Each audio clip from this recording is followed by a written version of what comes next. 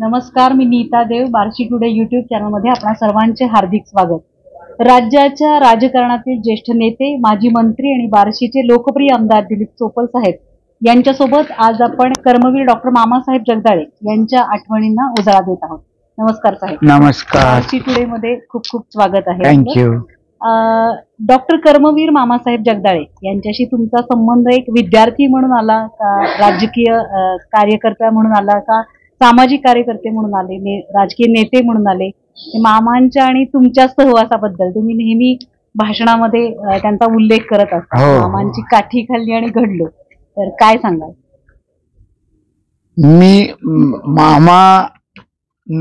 मी शाळेत असताना पासून ओळखत होतो. म्हणजे त्यांनी पहिल्यांदा बोर्डिंगची स्थापना केली आणि जे गरीब विद्यार्थी त्यांची शिक्षणाच्या सोयीच्या बरोबरीनं त्यांच्या राहण्याची आणि जेवणाची सोय त्यांनी केल्यामुळं मामाची आमटी भाकर ही बार्शीत खूप प्रसिद्ध होती आणि एक वेगळं व्यक्तिमत्व होतं.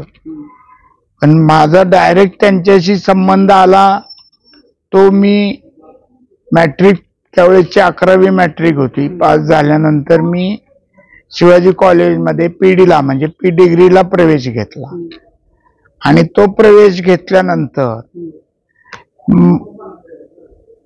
एक ते मला म्हणजे आम्ही विद्यार्थी म्हणून त्यांची भेट घेतलेली किंवा ते फिरत असायची त्या एरियामध्ये. त्यावेळेस खेळ खेळणारे मुलं असताना ते थोड्या वेळ थांबायचे, व्हॉलीबॉल वगैरे चाललेला होतो चाललेला.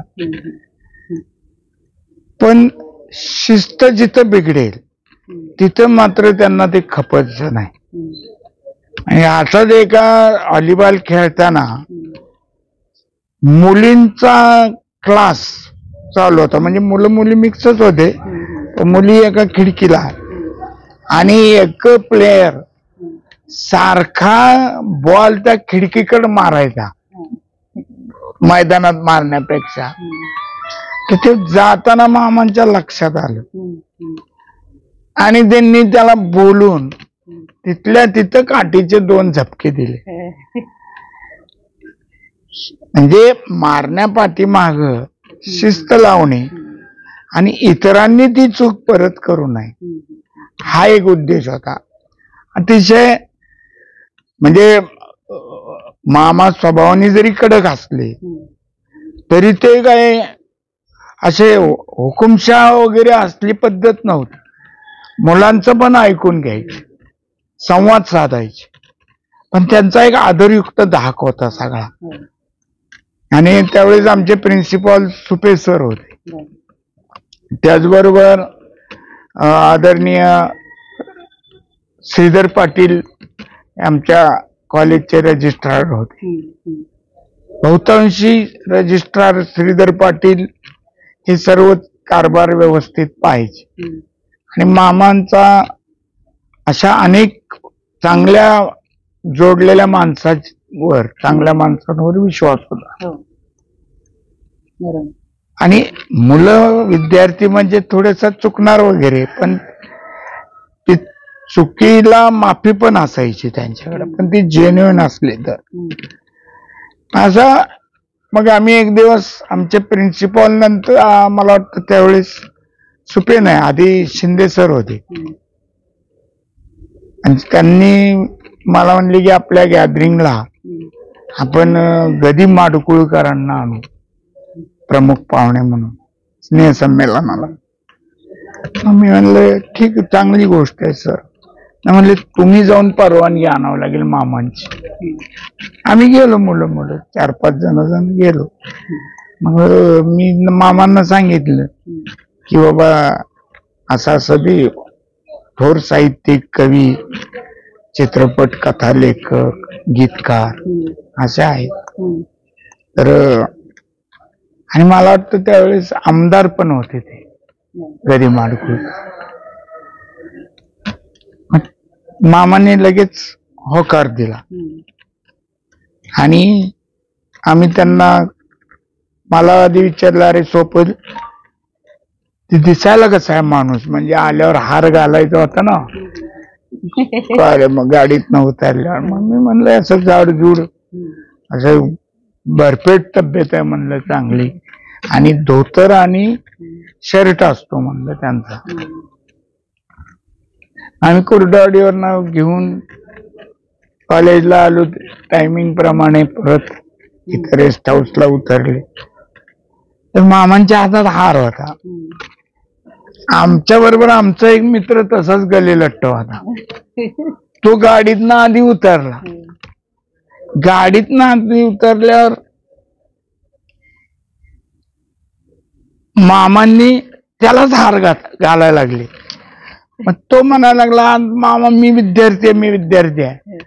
मामाने एक शिवी हसडली, आणि त्यात सोपल कुठे येतो तुझा, असा उच्चार व्हायच्यातच कधी मागच्या सीटवर न उतरून मामा मी इथं इथं, म्हणजे गदिमाची पण शिवी वाचली, म्हणजे त्यांना मिळणारी. आणि मामाने मग त्यांना हार घातला, स्वागत केलं. कारण आम्ही गदिमाडगुळकरांना आधीच सांगितलं होतं गाडीत की त्यांच्या शिव्या म्हणजे आम्हाला ओव्यासारख्या असतात, त्याच्यामध्ये कुठल्याही द्वेष भावना नसते, चांगल्याच भावनेनं बोलण्यासाठी पण त्यांची आमची बार्शीकर भाषा आहे म्हणलं. असं मग मामा गदिमाडगुळकरांचा कार्यक्रम उत्कृष्ट झाला, आणि मामांनी आम्हाला दुसऱ्या दिवशी बोलून आमचं कौतुक केलं की खूप चांगला पाहुणा तुम्ही आणला वगैरे, असं सगळं. असं म्हणजे चांगल्याला चांगलं आणि वाईटाला वाईट अशी त्यांची मनोवृत्ती होती. मग तिथे नो एस्क्यूज, वाईट असेल तिथं. त्याच्यानंतर युवक काँग्रेसच्या माध्यमातून आम्ही काम करत होतो, त्याही बाबतीत मधून आम्हाला बोलून चौकशी करायची. सगळ्यात एक मोलाचा सल्ला त्यांनी मला दिला. मी ज्यावेळेस वकील झालो, LLB परीक्षा पास होऊन, तर मी आधी मामांना भेटायला गेलो दर्शन घ्यायला, आणि मग ते म्हणले झालास का वकील? मी म्हणलं हो झालो. मला वाटत नव्हतं म्हणले तू होशील, पण मी म्हणलं मी झालो मामा, तुमची काठी खाल्ली म्हणल्यावरती वाया जाणार नाही. मग त्यांनी मला सांगितलं की शिकलायस चांगला, वकिली गरिबांना न्याय मिळवून देण्यासाठी कर, नुसते पैसे मिळवण्यासाठी करू नको, असं त्यांनी सल्ला दिला. आणि तो मी मनोमन, मग ती कोर्टातली वकिली असो नाहीतर जनतेची वकिली सभागृहातली असो किंवा शासन दरबारी असो, मामांचा सल्ला कायम माझ्या आयुष्यात आज घडीपर्यंत आणि पुढेही माझा श्वास असेपर्यंत हा मला नेहमीच मौल्यवान आहे आणि राहणार आहे. मामांनी सुमारे 90 वर्षापूर्वी सुरू केलेल्या शिक्षण संस्थेच्या कार्याचं फलित काय आहे, ते तुम्हाला आज वाटतं? मामांनी ज्यावेळी संस्था सुरू केली, पहिलं बोर्डिंग सुरू केलं, कारण बार्शीत यायचं गोरगरीब पोरांनी ग्रामीण भागातल्या, तर राहायचं कुठं, खायचं कुठं, म्हणून त्यांनी बोर्डिंग सुरू केलं, ज्याला आपण आता हॉस्टेल म्हणतो, वसतिगृह, ते सुरू केलं. आणि अक्षरशः मामा म्हणजे जे चांगले मोठे शेतकरी वगैरे आहेत त्यांच्याकडं हक्कानं ज्वारी, बार्शीत डाळ कारखाने, हक्कानं एक त्यांचा अधिकारच होता. चांगल्या कामासाठी एखाद्याला सांगणं तू हे दे, हा त्यांचा अधिकार होता, आणि लोक ते देत होते. ज्वारी द्यायचे, डाळ द्यायचे, अनेक गोष्टी मामांच्या व्यक्तिमत्वाकडे बघून लोक देत होते. आणि शिक्षण संस्थेचा फायदा असा झाला की बार्शी तालुका आणि आसपासचे ह्या 4-5 तालुके म्हणजे भूम, परंडा, वाशी, उस्मानाबाद हे सगळा एरिया, इवन माढा, काही मोहोळचा भाग, या ठिकाणच्या मुलांची शिक्षणाची दार ही मामांनी खुली केली. आज मामांच्या या संस्थेमुळे सुरुवातीपासून आजपर्यंत अनेक गोरगरीब विद्यार्थी हे शिकू शकले. त्या काळात, सुरुवातीच्या काळात जे शिकले त्यांना नोकऱ्या भेटल्या, त्यांनी त्यांच्या मुलांना शिकवलं, ते मोठ्या ठिकाणी अधिकारी झाले. आज खूप मोठ्या प्रमाणावर या संस्थेत शिकलेले मुलं आपापल्या ठिकाणी अनेक जण चांगल्या पदावर गेलेले आहेत, चांगलं काम करतायत. आणि त्या सगळ्यांच्या डोळ्यापुढं मामांचा आदर्श आजही हे नाव बार्शी आणि पूर्ण उस्मानाबाद जिल्हा, सोलापूर जिल्हा हे कायम इथल्या लोकांच्या हृदयावर मामांचं नाव कोरलेलं असेल. आज मेडिकल हब म्हणून बार्शीला ओळखलं जातं.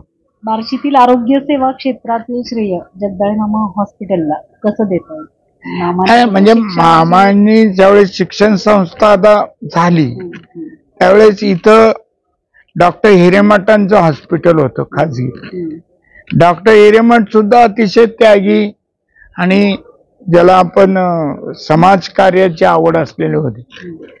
त्यांनी खाजगी हॉस्पिटलचं कोऑपरेटिव्ह हॉस्पिटल केलं आणि बॉडी नेमून त्यांच्या हातात कारभार दिला. तिथं डॉक्टर नेनेंसारखे, डॉक्टर हिरेमठ सर्जन म्हणून म्हणायचे त्यांच्यासारखे, आपल्या देशपांडेताई, सुमंगलाताई देशपांडे, आत्ता जे भूलतज्ञ म्हणून प्रसिद्ध होते ते डॉक्टर सर्जेराव माने, बालरोग तज्ञ डॉक्टर माने म्हणून, हे सगळे या हिरेमठ हॉस्पिटलमध्ये होते.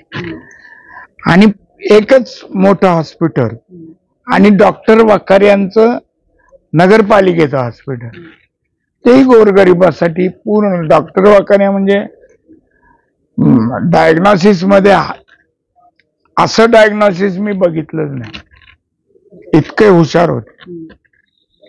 मग हळूहळू शिक्षण संस्थेकडनं आता एखादं हॉस्पिटल सुद्धा उभारलं पाहिजे ही कल्पना मामांच्या डोक्यात आली. आणि मग त्यांनी जगदाळे मामा हॉस्पिटल म्हणून नाव परत मामांचं दिलं हॉस्पिटलला. पण त्याची सुरुवात मामांनी केली. मग त्या ठिकाणी डॉक्टर गुलाबराव पाटील, डॉक्टर यादव साहेब हे शिकून बाहेर आल्यानंतर त्यांना तिथे संधी दिली. आणि अनेक डॉक्टर परत त्या इतक्या वर्षात त्या हॉस्पिटलमध्ये त्यांनी काम केलं, अनुभव घेतला.